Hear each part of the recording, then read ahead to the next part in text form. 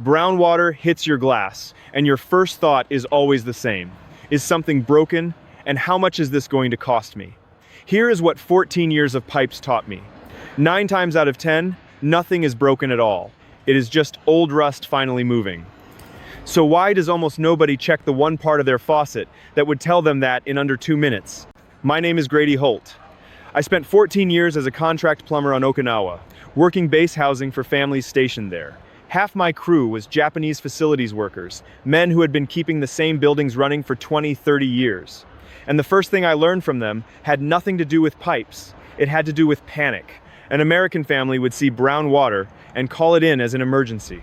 A Japanese crew member would walk over, unscrew one small piece off the faucet, hold it up to the light, and just nod.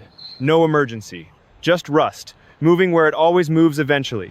I want to show you exactly what he was looking for, because it will save you money the very first time you use it, and it might save you tonight. I did not always know this. Before Okinawa, I worked 2 years stateside, fresh out of my apprenticeship. I got a call from a homeowner, water running the color of weak tea out of her kitchen tap, and she was scared. I did not slow down to ask the right questions. I told her it sounded serious. I told her I would come look, and by the time I left her house that afternoon, she was $310 poorer for a fix that once I actually got there, took me about 4 minutes. I felt sick about it for a long time. I was young, and I did not know what I was looking at, so I let a scared homeowner pay for my own lack of knowledge. I still remember standing in her kitchen afterward, watching her write the check, and she thanked me. She thanked me for something that should have taken her 5 minutes and cost her nothing if someone had just shown her where to look. I drove home that day telling myself I would never again let someone pay full emergency price for something that simple. And mostly, in the years since, I have kept that promise to myself. That mistake is the reason I am talking to you right now.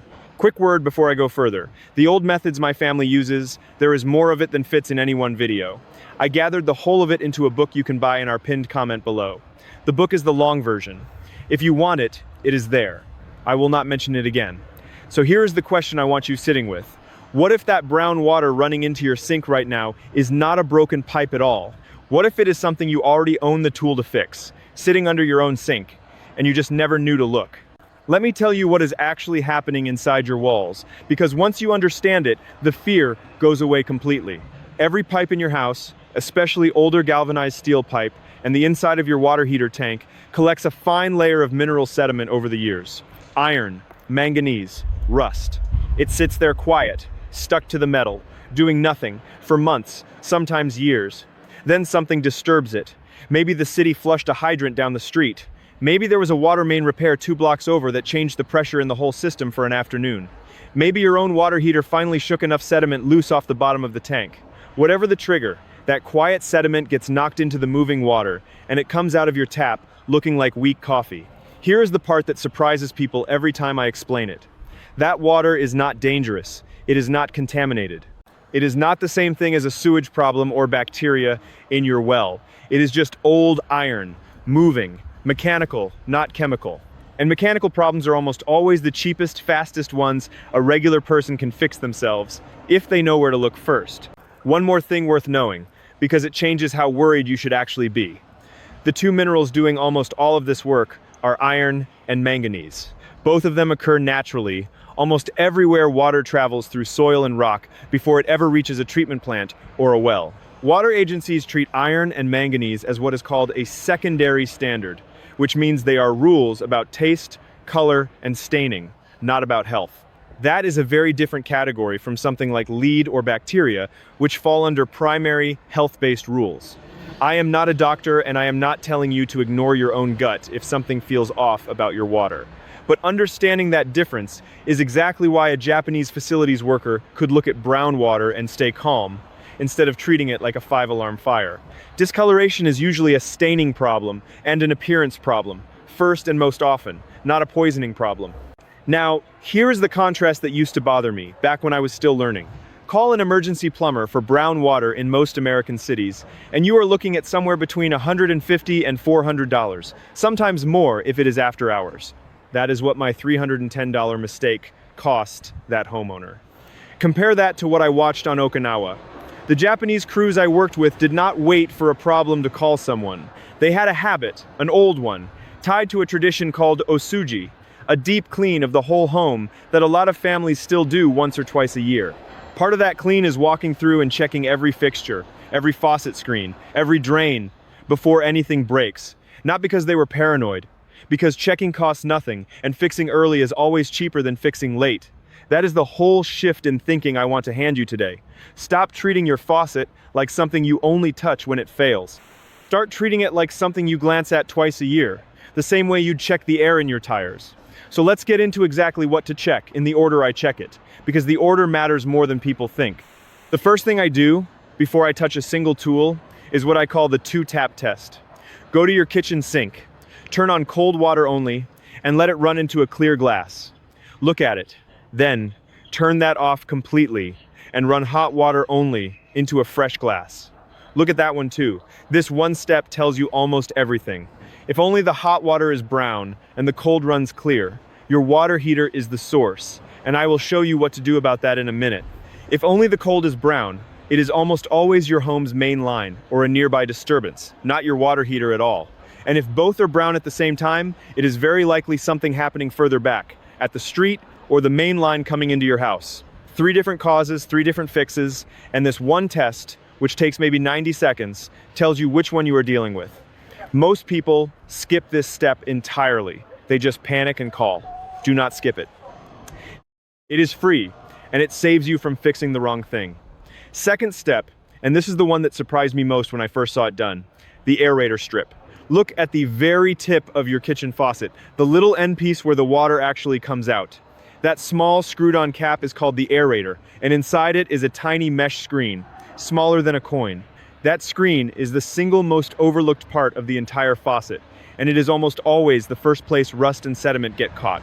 Unscrew it by hand. Most of them turn counterclockwise with no tool needed, though sometimes you will want a rag for grip. Once it is off, run water through the faucet directly, no screen in the way, and watch what comes out. If it runs clear once the aerator is removed, you just found your answer. That little screen was catching every fleck of rust in the line and turning what was actually a tiny amount of sediment into a full glass of brown-looking water. Rinse the screen under running water, and if it is stubborn, an old toothbrush works. If it is too rusted or bent to save, a replacement aerator costs about $3 at any hardware store, and it takes 30 seconds to swap. This whole step, start to finish, takes under 2 minutes, and it costs you nothing if your old screen just needed a rinse. Third step is for when the aerator was not the answer, and both your cold taps are running brown throughout the house. This is what I call the low to high flush, and it is a trick I picked up directly from the base cruise. When a water main gets worked on nearby, sediment gets stirred loose through the whole system, feeding your house, not just one faucet. If you start flushing water from an upstairs bathroom sink, you are pulling that dirty water up through your whole house's plumbing, which just spreads sediment around more pipe than it needs to touch. Instead, go to the lowest point in your house that has a spigot, usually an outdoor hose bib or a basement laundry tub, and open that first. Let it run for 3 to 5 minutes. Then, move up to the next lowest fixture and repeat, working your way up through the house. This clears sediment out through the shortest possible path, instead of dragging it through every pipe you own. It costs nothing but a little patience and maybe a slightly higher water bill that month, and it usually solves whole house brown water within 1 flush cycle. Fourth step, and this one is for when your 2-tap test showed the problem is only in your hot water. This means the sediment is sitting inside your water heater tank itself, which happens to almost every tank eventually, especially if it is more than 5 or 6 years old. Every water heater has a drain valve near the bottom. It looks like a small spigot, usually with a place to attach a standard garden hose. Turn off the power or gas to the heater first. That matters for safety. Attach a hose, run the other end to a floor drain or outside, and open the valve just enough to let a few gallons run out. You are draining off the sediment that has been sitting on the bottom of that tank, sometimes for years. You will likely see it come out visibly darker or even a little gritty at first, and then it will run clearer as you go. You do not need to fully drain the tank to get relief. A partial flush of a few gallons handles most brown hot water complaints. Close the valve, restore power, and you are done. Doing this once or twice a year, the same osuji habit I mentioned earlier, keeps sediment from ever building up enough to cause a problem in the first place. One more spot most people never think to check: your shower head. It has the exact same kind of small mesh screen as your kitchen faucet, usually right where the hose or pipe connects to the head itself. If your shower water looks discolored, but your kitchen sink runs clear, this is almost always where the problem is hiding, because that screen has likely never been cleaned once since the house was built. Unscrew the shower head, or the connector piece behind it, and you will usually find the exact same rust grit sitting in there that you found in the kitchen aerator. Soak it in a cup of white vinegar for 10 minutes. If it is caked on stubborn, then rinse and reattach. Same cost, nothing, same time, under 5 minutes. Now I want to be straight with you about the one time this is not a 5-minute fix, because I am not going to stand here and tell you a plumber never has a job to do. If you run through all 4 of these steps, the 2-tap test, the aerator, the flush, the tank bleed, and your water is still coming out brown afterward, especially if it stays that way for more than a day, that is different. That usually means the corrosion is not loose sediment anymore. It is the actual inside of an old galvanized pipe breaking down, flaking off from the pipe wall itself, instead of just sitting loose. That is a real plumbing problem, and homes with old galvanized supply lines are the ones most likely to run into it eventually. In that case, yes, get it looked at. And if your home is old enough to have galvanized or lead service lines, it is worth getting your water tested too, just to know what you are working with. I am not telling you to never call a plumber. I am telling you not to call one before you have spent 5 minutes and $0 ruling out the easy answer first. I think about that Osuji habit a lot. Honestly, more than I ever expected to when I first watched it. It is not really about pipes at all, when you get down to it. It is about the difference between a house that gets checked and a house that only gets noticed once something goes wrong. I grew up in a family that called someone the moment anything looked off. A leak, a stain, a noise in the wall. And I do not think that was laziness. I think it was just fear of the unknown dressed up as being responsible. Watching those crews walk a building on a schedule, calm, unhurried, taught me that most of what feels like an emergency is really just something nobody ever looked at closely before. That lesson followed me home. It is not really a plumbing lesson. It is closer to the way you might check your smoke detector batteries twice a year instead of waiting for the beeping to start at 2 in the morning. Here is what all of this actually comes down to, and it is bigger than a faucet screen. Most of what scares people into an expensive call-out is not actually a hard problem. It is an unfamiliar one. The moment I understood that the water heater crews I worked with in Okinawa treated maintenance like something you do on a schedule instead of something you panic about, my whole approach to my own home changed. I started checking my aerators every few months. I started draining a little water out of my tank twice a year, spring and fall, the same way you would rotate your tires. It takes me about 10 minutes total, twice a year.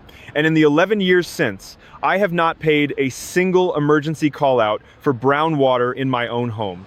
That is the trade. A few minutes now, instead of a few $100s later, and a whole lot less fear the next time you turn on a tap and see something you were not expecting.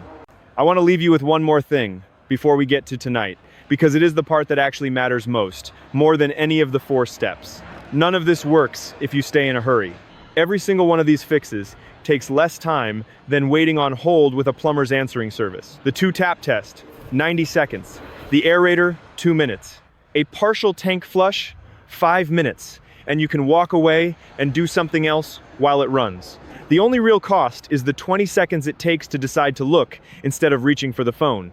That is the whole habit, start to finish. And it is the same habit that kept me from ever paying for another emergency call out in 11 years. So here is what I want you to actually do tonight. Not next weekend, tonight. Walk to your kitchen sink.